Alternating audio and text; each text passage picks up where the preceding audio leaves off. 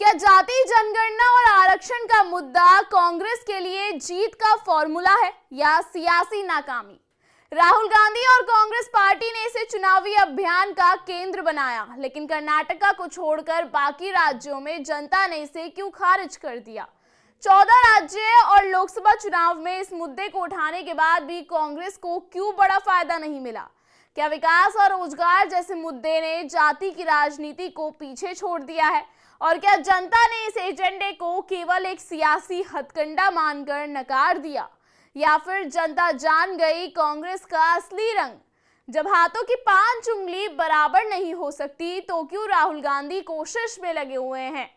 लेकिन इसके बावजूद बीजेपी की जीत ने यह सवाल खड़ा कर दिया है कि क्या यह मुद्दा जनता के बीच प्रभावी हो पाया और दिल्ली में जाति जनगणना मुद्दा चल पाएगा? इन सब सवालों के जवाब मिलेंगे आपको हमारी स्पेशल रिपोर्ट में। नमस्कार, स्वागत है आप सबका आयरन भारत पर। मैं हूं आपके साथ तनीषा भारद्वाज। जाति जनगणना का मुद्दा कांग्रेस के एजेंडे में नई बात नहीं है। इससे पहले भी राहुल गांधी ने इसे अपने अभियान का प्रमुख हिस्सा बनाया और कर्नाटका, मध्य प्रदेश, राजस्थान, छत्तीसगढ़ और तेलंगाना जैसे राज्यों में इसे जोर शोर से उठाया।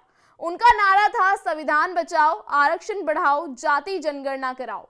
कांग्रेस ने कर्नाटका में इस मुद्दे को लेकर सफलता भी हासिल की।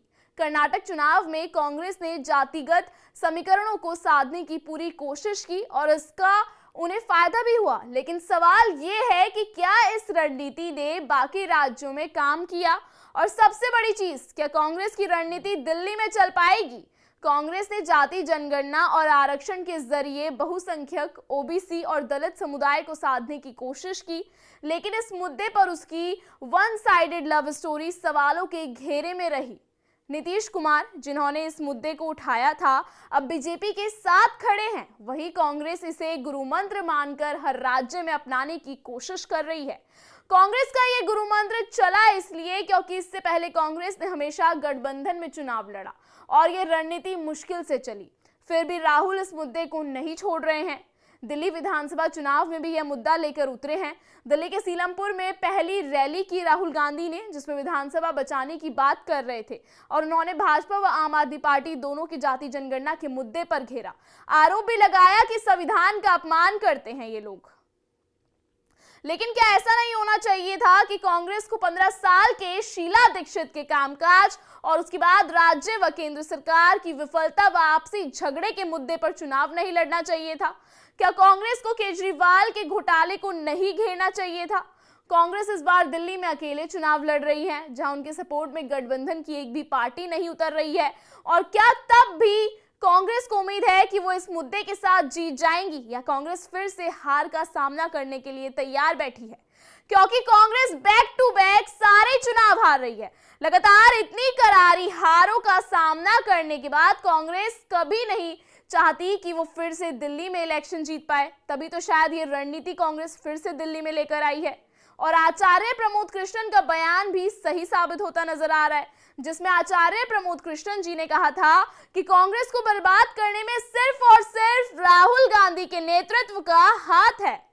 जाति जनगणना और आरक्षण का मुद्दा कांग्रेस के लिए एक बड़ा दांव था, लेकिन जनता ने इसे हर जगह स्वीकार नहीं किया। कर्नाटका जैसे कुछ राज्यों में सफलता जरूर मिली, लेकिन बाकी जगहों पर बीजेपी के विकास और राष्ट्रवाद के एजेंडे ने इस मुद्दे को कमजोर कर दिया। ये साफ है कि भारत की राजनीति अब जाति और धर्म से आगे बढ़कर विकास, रोजगार और बेबुनियादी सुविधाओं पर केंद्रित हो रही है। कांग्रेस के लिए यह एक सबक है कि केवल चुनावी रणनीति के तहत ऐसे मुद्दे उठाने से जनता का विश्वास नहीं जीता जा सकता। उसके लिए कांग्रेस को जनता के विश्वास पे खड़े उतरने की जरूरत है। आने वाले चुनाव में सवाल ये है कि क्या कांग्रेस अपनी रणनीति में बदलाव करेगी या फिर इस पुराने फॉर्मूले पे चलती रहेगी? जनता ने संदेश तो साफ दे दिया है कि सियासी नारों से नहीं, असली काम से ही वोट मिलेगा। फिलहाल हमारी स्पेशल रिपोर्ट में इतना ही। लगातार इस तरीके की खबरों को देखने के लिए बने रहिए आयरन भारत पर।